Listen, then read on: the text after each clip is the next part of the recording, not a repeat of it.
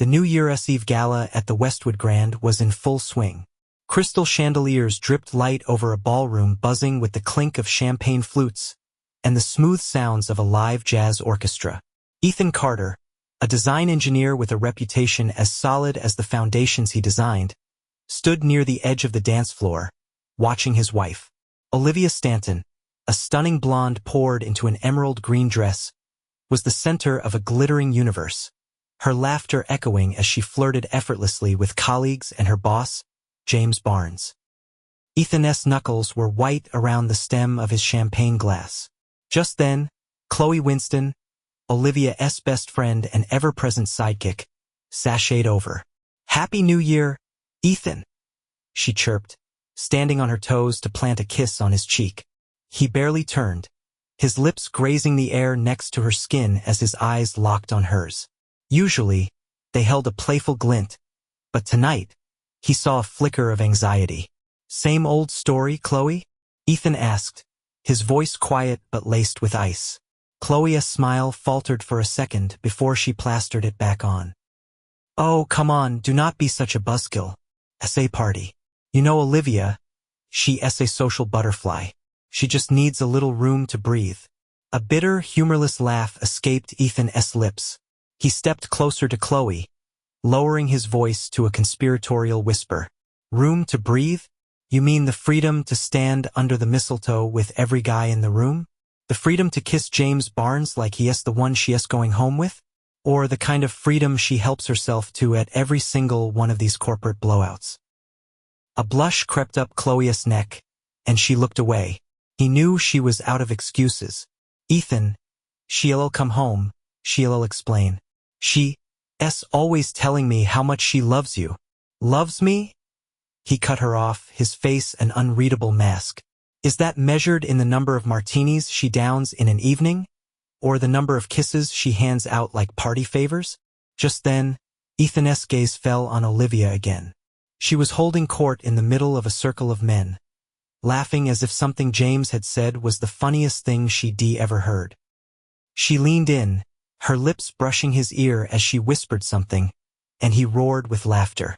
"Look, Ethan," Chloe's voice trembled slightly, but she forged on. "Do not take it so personally. You know she always comes back to you." "No, Chloe," he said, his tone final. "Not this time." Ethan walked over to their table and retrieved a small, neatly wrapped gift from his briefcase below. Tied into the ribbon on top was his wedding ring. He let out a long breath, a strange wave of relief washing over him.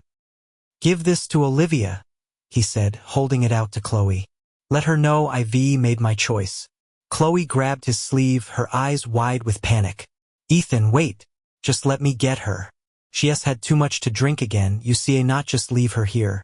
"Do not worry about it, Chloe," he replied with chilling calm. "She is not going anywhere. She has a suite booked upstairs. Has for a while now. She has been entertaining there all afternoon while I was closing out the quarter." Chloe's jaw dropped, but no words came out. Ethan turned and walked towards the grand exit, his footsteps echoing on the marble floor, leaving the music, the laughter, and the betrayal behind him. When Chloe finally pushed through the crowd to Olivia, her face was a mask of panic.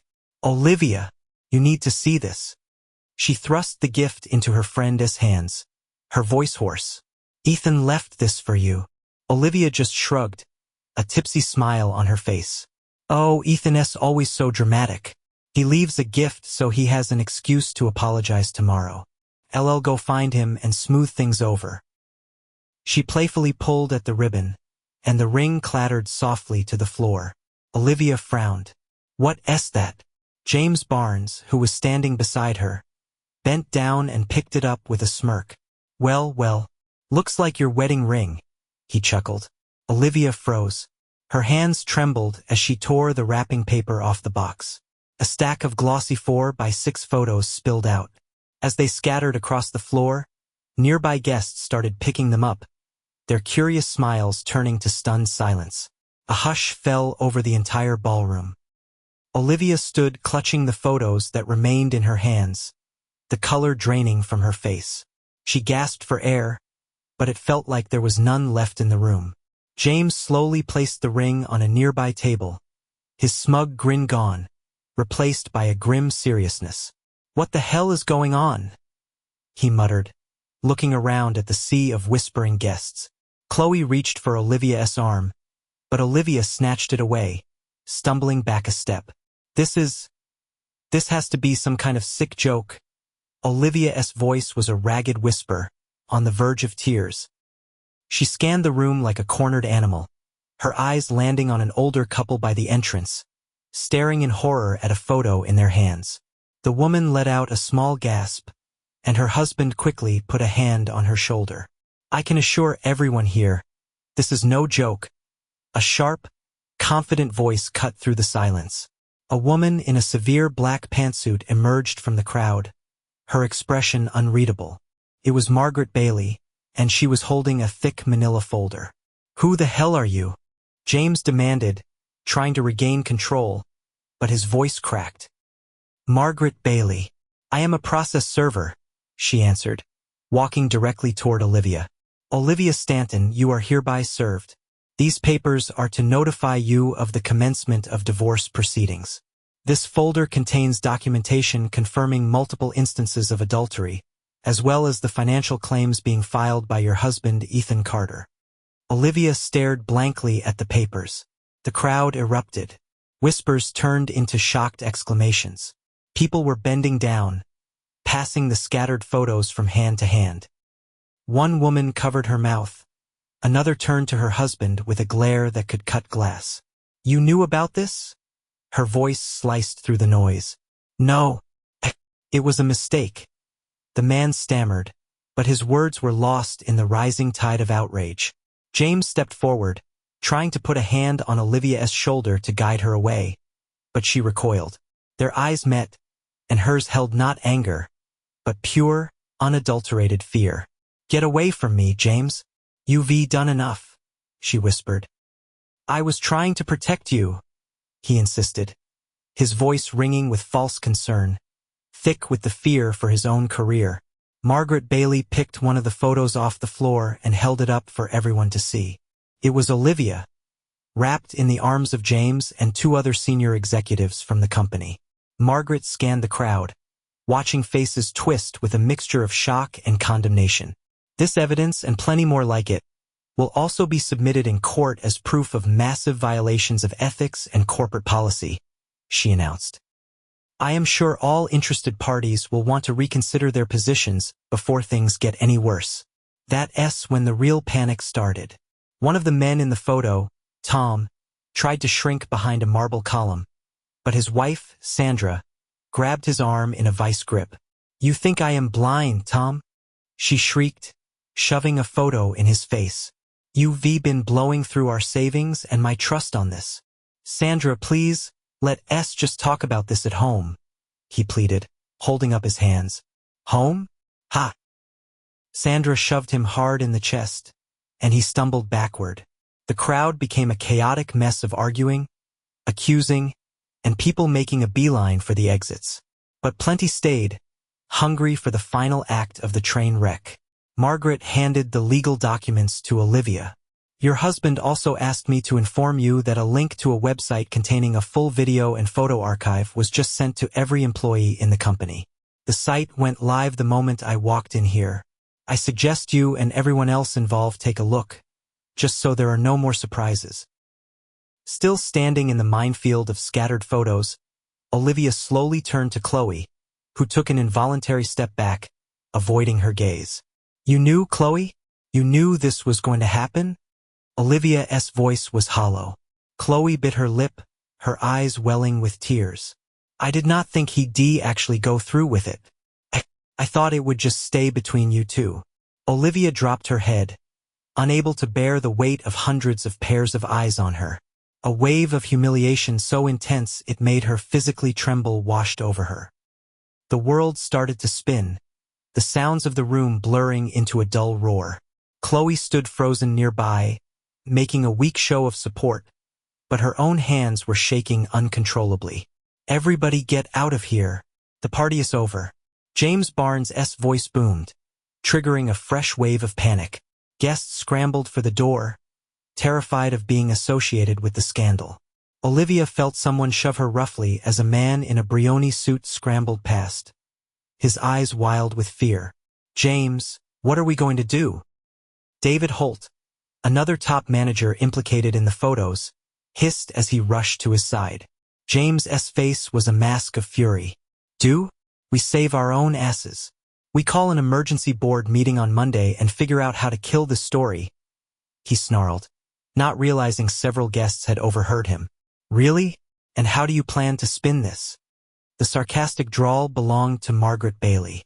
She stood with her arms crossed, her stare burning a hole through him. "The board? Oh, they already know. Your tenure is over, James." "Who told you that?" he roared, taking a step toward her. "Your father," Margaret said coldly. "He is the one who hired me to oversee this. And do not act so surprised. You knew this day was coming." The words struck James like a physical blow. He froze, his fists clenched, before a shudder went through his body. He understood. His power, his control, his impunity, it was all gone. Hearing this, Olivia looked up at her boss, a flicker of hope in her eyes. But the hope died as quickly as it came, crushed by the weight of reality. She realized then that her connections were not a safety net. They were the threads of the web she was caught in. Just then, a smattering of applause broke the silence. Every head turned to see Ethan Carter walking back into the ballroom.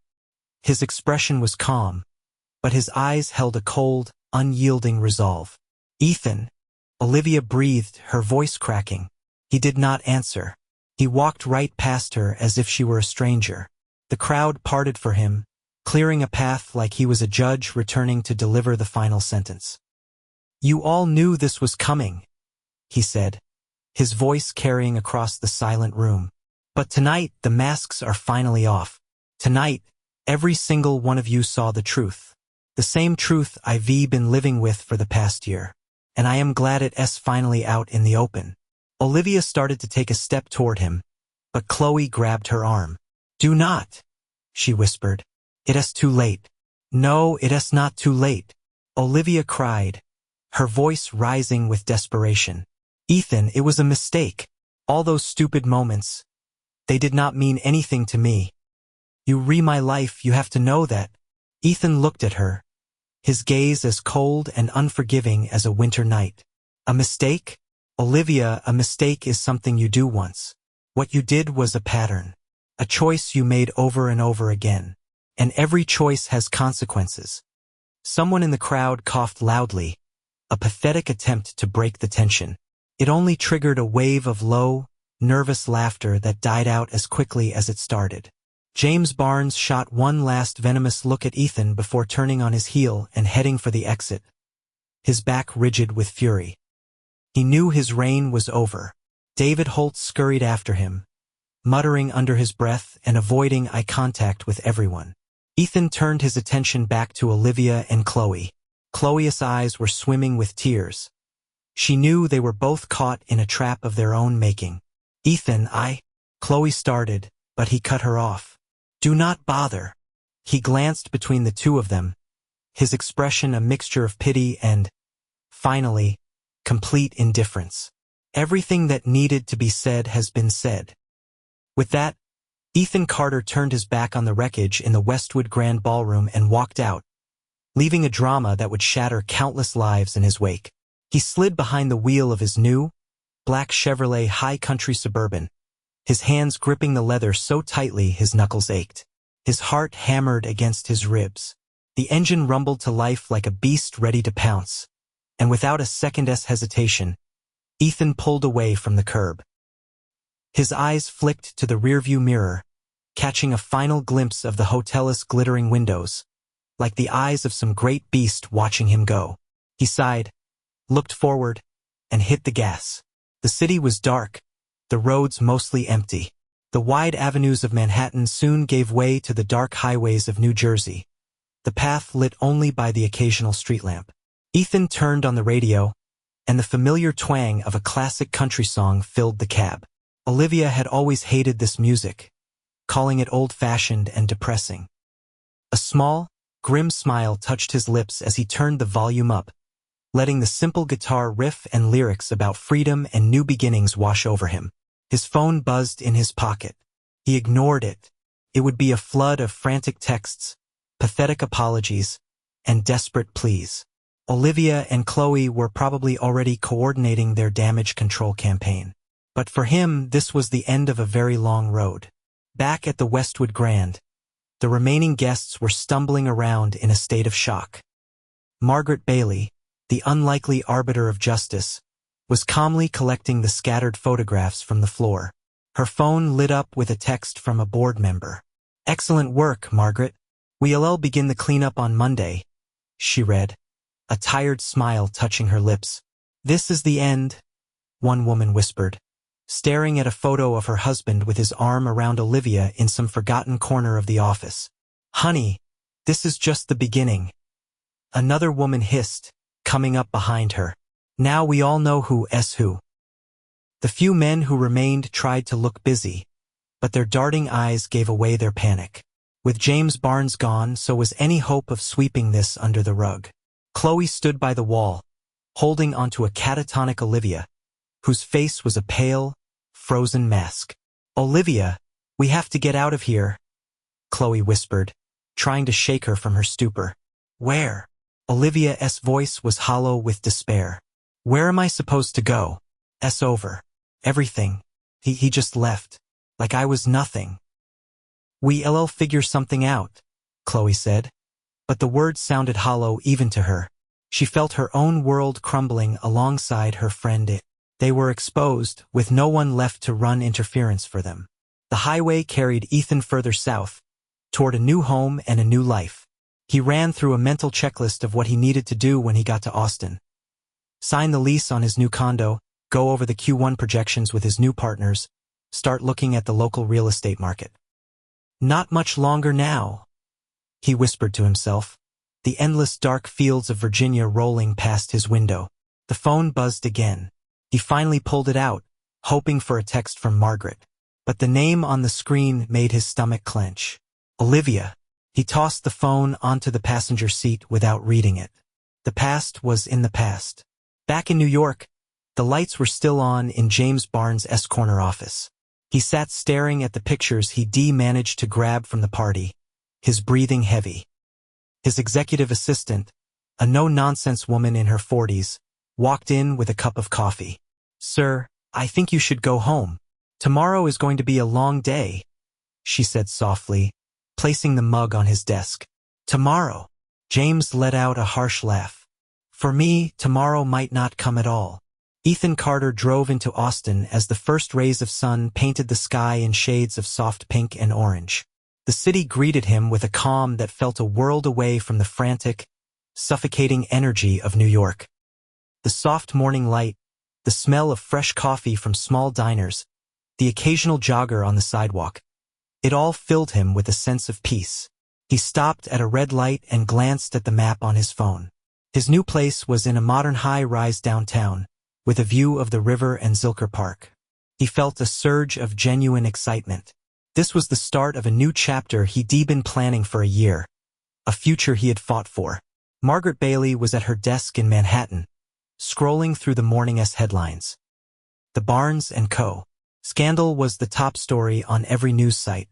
The release of the photos and videos had already led to a stock plunge, mass firings, and the announcement of multiple lawsuits. Her phone buzzed with a text from an old friend on the board. You should have seen James's face when he realized the company was not his anymore. "Masterful work, Margaret." She smiled. She was glad to see justice served. But what satisfied her most was knowing that Ethan Carter, a good man she'd once worked with, had managed to break free from that toxic circle. Ethan finally made it to his new apartment. It was spacious and bright, with floor-to-ceiling windows overlooking the river. On the kitchen island was a handwritten note from his new partners. "Welcome to Austin, Ethan. We're having a casual get-together by the pool on the roof tonight. Come by and meet the team, Jim and Susan." He chuckled. The last party he'd been to was a waking nightmare, but this felt different. These were partners he could trust. He poured himself a glass of water and looked out the window. Austin was the city of second chances, and he felt like he was finally getting his. That evening, a light breeze drifted over the city. Dressed in a simple shirt and jeans, Ethan headed up to the rooftop pool. People were already there, their easy laughter and the clink of glasses creating an atmosphere of genuine camaraderie. He grabbed a cold beer from the bar. "Ethan, great to finally meet you in person." A tall man with a friendly, tanned face walked over and extended his hand. "I am Jim. Hope you liking Austin so far." "I love it," Ethan smiled, shaking his hand. "It's incredible. I already feel at home." "Glad to hear it. This team needs a leader like you." Jim winked and gestured to the woman beside him. "This is Susan, our head of marketing and the real brains of the operation."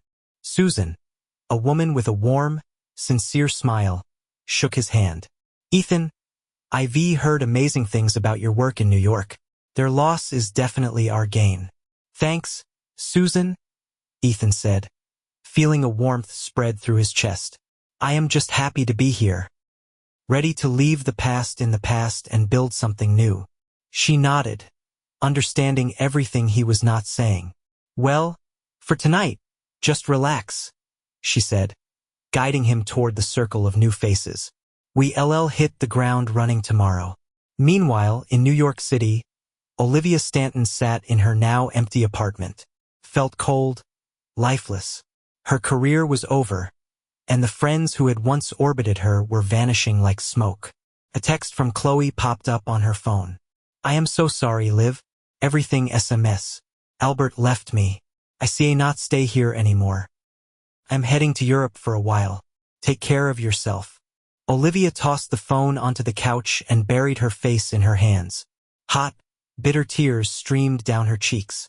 She remembered the look on Ethan's face. A man she had loved, broken by her own selfish choices. She had shattered her own heart, but she had not realized until it was far too late that she had lost him forever. "Why was I so stupid?" she whispered into the crushing silence. The question echoed back, unanswered. Ethan sat by the pool, listening to the stories of his new colleagues, watching the stars reflect on the water. He could feel the tension he'd carried for years finally beginning to melt away. Susan was telling a funny story about a marketing campaign gone wrong, and her laughter was infectious. "So, Ethan," she asked, noticing his quiet smile, "how was your first day?" "Best day I've had in a long time," he answered honestly, raising his glass. Here in Austin, under the wide Texas sky, a new life was waiting for him, and that's where today's story ends. Thank you for watching to the end. If you enjoyed it, do not forget to like and comment. We'd love to discuss this story with you. See you in the next video.